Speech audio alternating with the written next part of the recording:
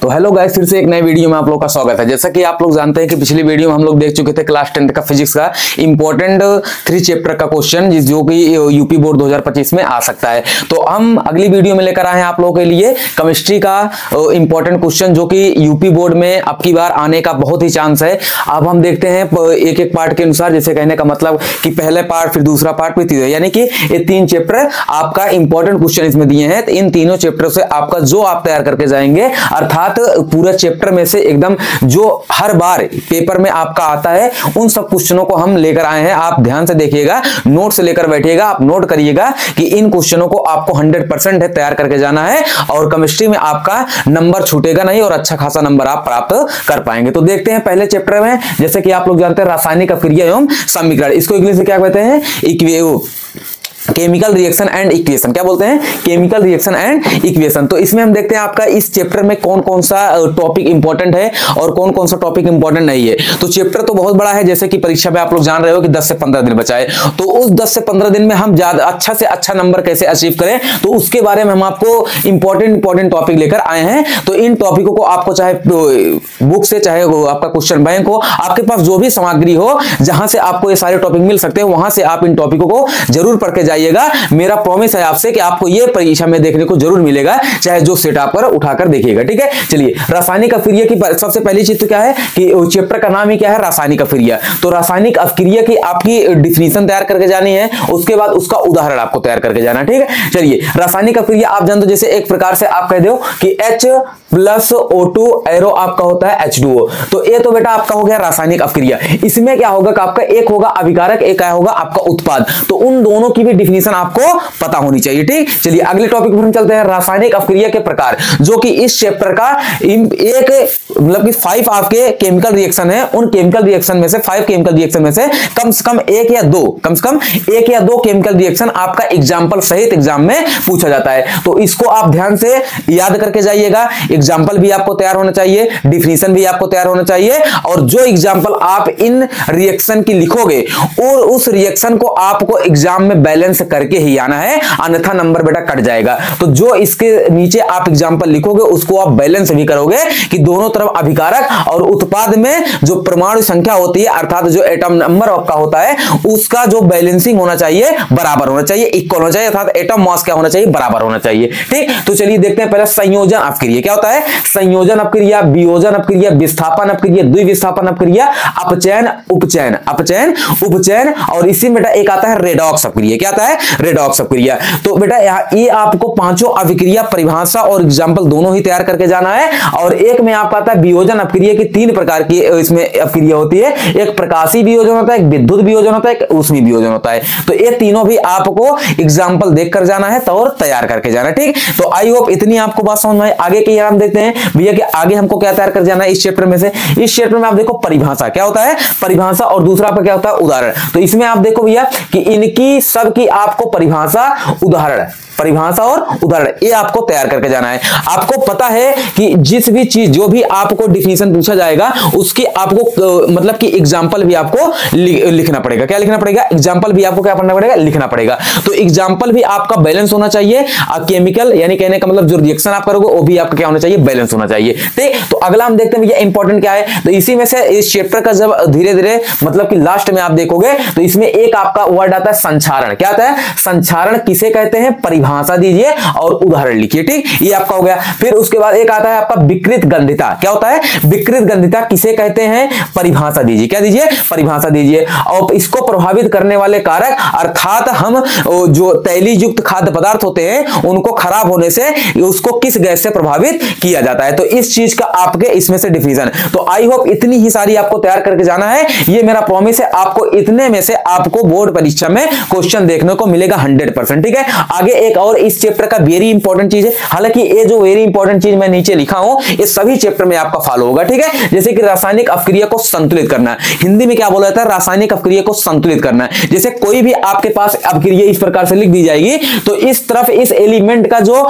मास होगा और इस तरफ जो आपका उत्पाद में जो आपका कंपाउंड एलिमेंट होगा, इन दोनों का वैलेंसी क्या होना चाहिए? बराबर होना चाहिए। क्या होना चाहिए? बराबर होना चाहिए। इसीलिए इसी को बोलते हैं क्या?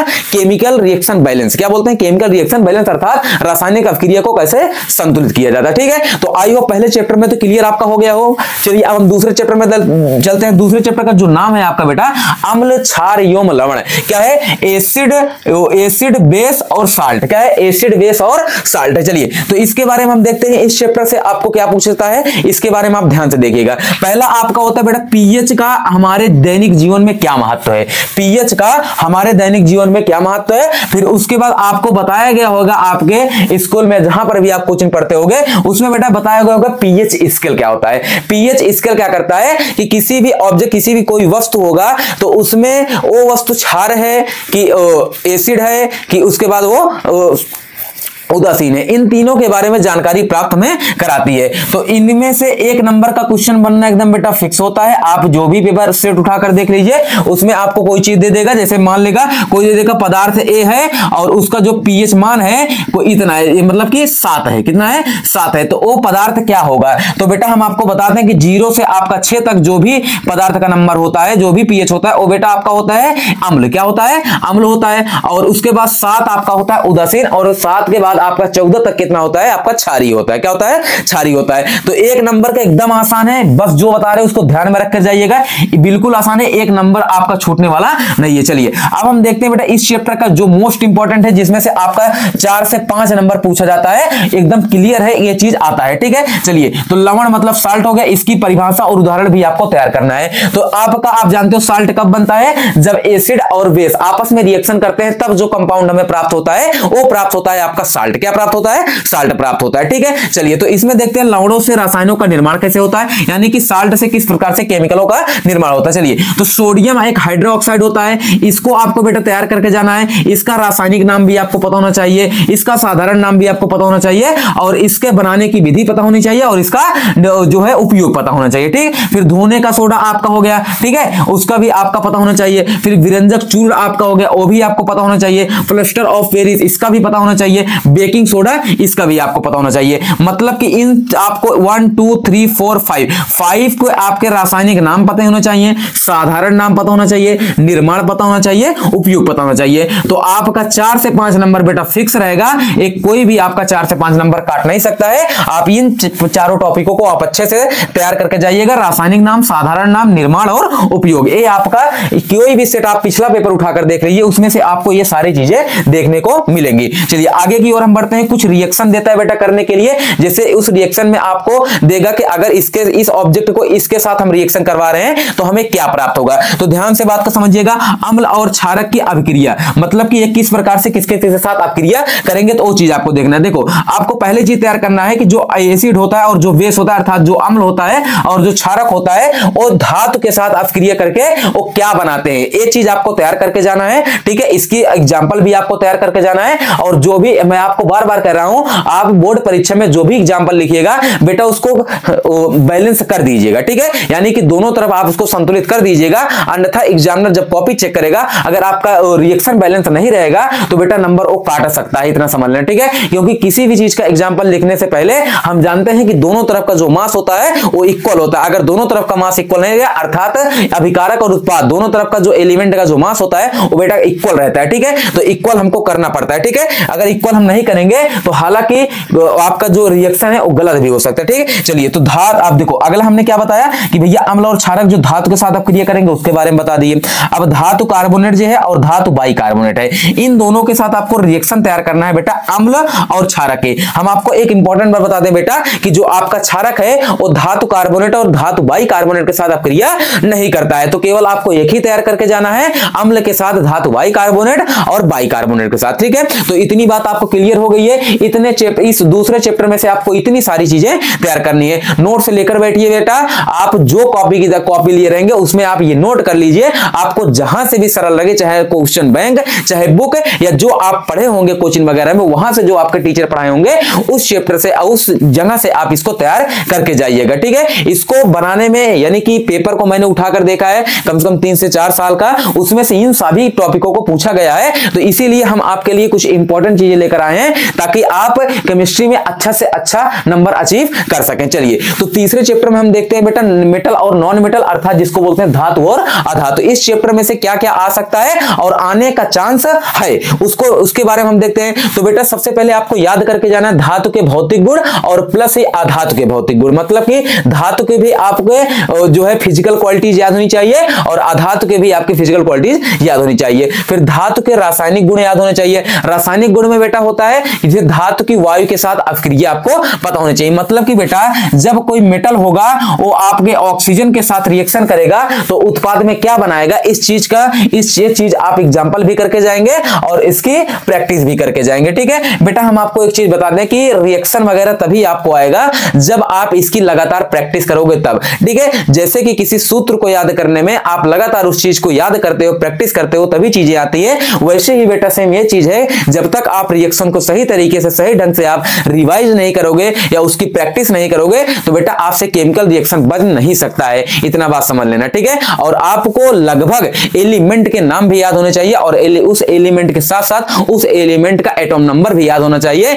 तब जाके आप सही तरीके से केमिकल रिएक्शन कर पाएंगे, अन्यथा बेटा आपका केमिकल रिएक्शन गलत हो जाएगा। ठीक है, आई बात समझ में। चलिए आगे देखते हैं। तो उदाहरण के साथ में आपको याद करना है बेटा उभयधर्मी ऑक्साइड की परिभाषा भी याद करनी है और इसकी बेटा डिफिनीशन भी आपको एग्जांपल भी आपको याद करना है। ठीक है, चलिए धातु की अम्ल के साथ अपक्रिया, जैसा कि आप लोग जानते हैं हमने इसमें भी आपको बता दिया कि धातु अम्ल के साथ अपक्रिया करके क्या देता है। ठीक है, चलिए अब इधर बेटा हम आपको बता दें कि धातु अम्ल के साथ अपक्रिया आपका ये आपको करना है। इसमें अगर आप ये तैयार कर लेते हो तो इसमें भी चीजें आपको फायदा करेंगी। चलिए, तो आपकी इसमें का जो मोस्ट इंपॉर्टेंट जो चीजें हैं उसको हम देखते हैं सक्रियता श्रेणी। सक्रियता श्रेणी की बेटे आपको डिफिनीशन याद करनी है और सक्रियता श्रेणी में जो एलिमेंट है, जैसे कि कुछ एलिमेंट होते हैं जो अधिक तेजी से रिएक्शन करते हैं, कुछ एलिमेंट ऐसे होते हैं जो थोड़ा कम तेजी से रिएक्शन करते हैं और कुछ एलिमेंट ऐसे होते हैं जो बहुत ही देर से रिएक्शन करते हैं। तो जैसे कि कम क्रियाशील तत्व को आपको याद कर लेना है और मध्यम क्रियाशील तत्व को आपको याद कर लेना है और अधिक क्रियाशील तत्व को आपको याद कर लेना है। मैं आपको बेटा एक खुशखबरी दे दूं कि अगर ये चीजें आपको तैयार हो गई है तो आप समझ लेना कि विस्थापन अपक्रिया आपका एग्जाम्पल कभी गलत ही नहीं हो सकता, कभी नहीं गलत हो सकता, ये मेरा वादा है। अगर आपको ये चीजें याद है, आपको विस्थापन अपक्रिया की जो एग्जाम्पल है वो आपका कभी गलत नहीं हो सकता, क्योंकि बेटा विस्थापन अपक्रिया में क्या होता है, यही चीज होता है कि जो इसमें इस अभिक्रिया के दौरान जो अधिक क्रियाशील तत्व होते हैं वो अपने विलयन से कम क्रियाशील तत्व को त्याग देते हैं, मतलब कि हटा देते हैं। तो मतलब जब आपको कम क्रियाशील तत्व, मध्यम क्रियाशील तत्व और अधिक क्रियाशील तत्व जब एलिमेंट आपको पता होंगे बेटा, तभी आप इसका एग्जाम्पल कर पाओगे, अन्यथा इसका एग्जाम्पल आप नहीं समझ पाओगे और आप गलत कर दोगे। ठीक है, तो इसीलिए हम इसमें मोस्ट इंपॉर्टेंट बता दिए हैं कि बेटा आपको सक्रियता श्रेणी याद होना बहुत जरूरी है। ठीक है, चलिए अब आगे हम देखते हैं धातु तथा अधातु की इलेक्ट्रॉनिक विन्यास। जैसे कि बेटा इसमें होता है कि जैसे अब इलेक्ट्रॉनिक विन्यास में आप करोगे कि आपको एटम नंबर पता होना चाहिए। जैसे कि सोडियम का कितना होता है बेटा 11 होता है, क्लोरीन का कितना होता है बेटा 17 होता है। तो ये सब क्या होते हैं कि इसमें एटम नंबर जब याद रहेगा तो इस चीज का जब आप इलेक्ट्रॉनिक विन्यास करोगे तो बेटा उसमें पता चलेगा कि कौन सा आपका मेटल है और कौन सा बेटा आपका नॉन मेटल है। अर्थात आपको निर्माण भी देता है कि जैसे आपको दे देगा NaCl का निर्माण कैसे होगा, MgCl का निर्माण कैसे होगा। तो इन सब में आपको पता होना चाहिए। आप देखते हो कि जैसे हम कोई बोले कंपाउंड, तो कोई ना कोई कंपाउंड जो आपका होता है 2 या 2 से अधिक एलिमेंटों से ही मिलकर बना होता है। तो वो एलिमेंट क्या करते हैं, आपस में इलेक्ट्रॉनों का आदान प्रदान करते हैं और आदान प्रदान करने के बाद जब उन दोनों एलिमेंटों का जो बाहर वाला कोष होता है वो कंप्लीट हो जाता है तो वो आपस में मिलकर एक बन जाते हैं कंपाउंड। क्या बन जाते हैं, कंपाउंड। तो इसी के लिए निर्माण करने के लिए एग्जाम में 1 या 2 नंबरी का पूछ लेता है। ठीक है, इसीलिए हम इसको यहां पर लिख दिए। चलिए अब आगे हम देखते हैं बेटा धातुओं की प्राप्ति कैसे होगी। इस चैप्टर के लास्ट में आपका है कि धातुओं की प्राप्ति, जैसे खनिज हो गया, अयस्क हो गया, गैंग हो गया, तो इसको प्राप्त करने के बेटा 3 चरण है। तीनों चरण आपको याद होना चाहिए। जैसे अयस्कों का समृद्धिकरण, धातुओं का निष्कर्षण और धातुओं का परिष्करण, ये तीनों टॉपिकों आपको पता होनी चाहिए और इन 3 टॉपिकों से आपका लगभग 3 से 4 नंबर पूछा जाता है। ठीक है, जैसा कि आपको एक बात बता दें कि जब से आपका 20 नंबर ऑब्जेक्टिव आ गया है तो आपको थ्योरी के साथ साथ उस थ्योरी में से क्या ऑब्जेक्टिव क्वेश्चन पूछा जा सकता है, इस चीज के भी आपको विशेष विशेष ध्यान देनी है बेटा, ठीक है, क्योंकि आपका जो ऑब्जेक्टिव आएगा आपके बुक ही से आएगा और जो आंसर लिखे रहेंगे, जो उत्तर आपको लिखाया जाएगा, उसी उत्तर के बीच में से कुछ ऐसे ऑब्जेक्टिव इंपॉर्टेंट क्वेश्चन बनते हैं जो कि एग्जाम में पूछे जाते हैं। तो जिस भी थ्योरी को आप याद करिएगा उस थ्योरी को अच्छे तरीके से याद करिएगा और उस थ्योरी में से क्या ऑब्जेक्टिव बन रहा है और क्या शॉर्ट बन रहा है वो चीजें आपको अच्छे तरीके से पता होनी चाहिए। तो आई होप हमारे बताए गए पर आप लोग अच्छे तरीके से पढ़िए और आगे जो वीडियो हम लेकर आएंगे बेटा वो बायोलॉजी का होगा। बायोलॉजी में क्या पूछा जाएगा और किस तरीके से किसका चित्र कितनी बार आया है उसके बारे में हम अच्छे तरीके से आप लोगों से एक्सप्लेन करेंगे, ठीक है। अर्थात आप जानते हो कि बायोलॉजी का जो हम टॉपिक वाइज पढ़ाते थे डाइजेस्टिव सिस्टम का, उसका वीडियो नहीं पढ़ पाया है। मैं कोशिश करूंगा कि अगले चैप्टर के लिए मैं आप लोगों के पास वीडियो प्रोवाइड कर सकूं। तो इतने के लिए आज आपके लिए इतना ही है क्लास 10th के बच्चों के लिए जो कि इस टॉपिक को पढ़कर जाएंगे।